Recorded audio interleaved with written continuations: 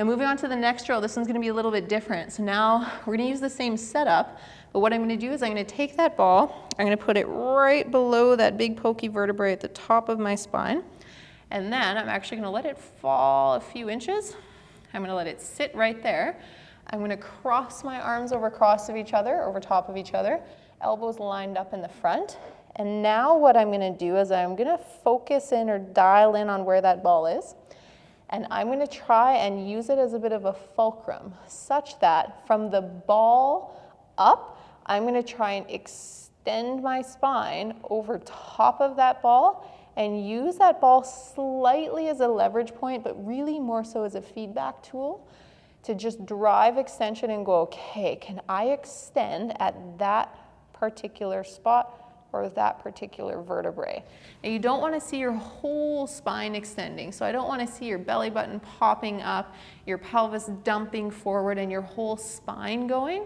I want you to try and isolate it to that spot and really just think about, okay, can I try and get from the ball up to extend back over that spot? And then you can come out of it. You can even play with going into a little bit of flexion and go, okay, can I use that, again, ball as a tactile point or a feedback point or a target or a fulcrum to then go, okay, I'm gonna flex, I'm gonna open and gap my vertebrae at that particular spot, and then I'm gonna go back. Can I extend over top of it and then coming back down? And we're gonna move it to different areas throughout our thoracic spine. So give me a few reps here, trying to flex at that spot and then trying to extend at that spot.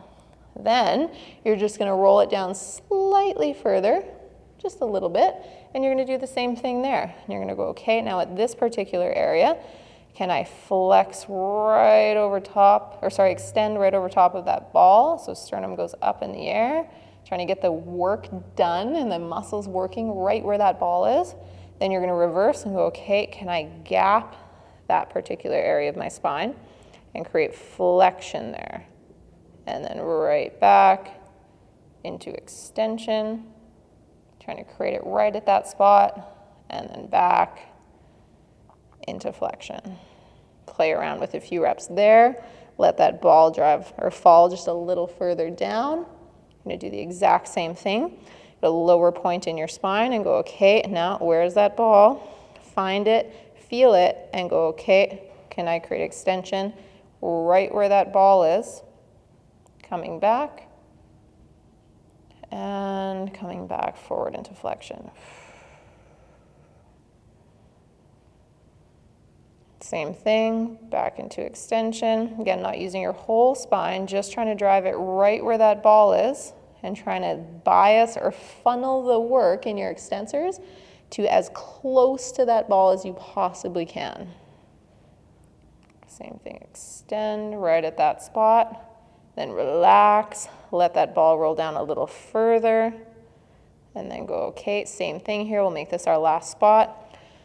And slowly dial in on that ball. Make sure you can feel it and find it, and then go, okay, now that I know where it is, can I extend right at that particular area? And can I flex right at that particular area? Back into extension. And back into flexion. Now you can play with as many spots in your spine as you want, as many reps in your spine as you want. I'm just showing you guys this drill, having you try at least 3 or 4 different spots, but it's something that I want you to play with. And as you notice, oh yeah, that particular area is locked up, or as you visit the segmentation focus class that I discussed earlier that's in the OHF subscription, you'll start to become familiar with, oh yeah, this section of my spine needs help. This section's really locked up. Then when you do drills like this, you can take that ball and spend a little extra time working in those particular areas that are limited for you to help you get the biggest return on investment.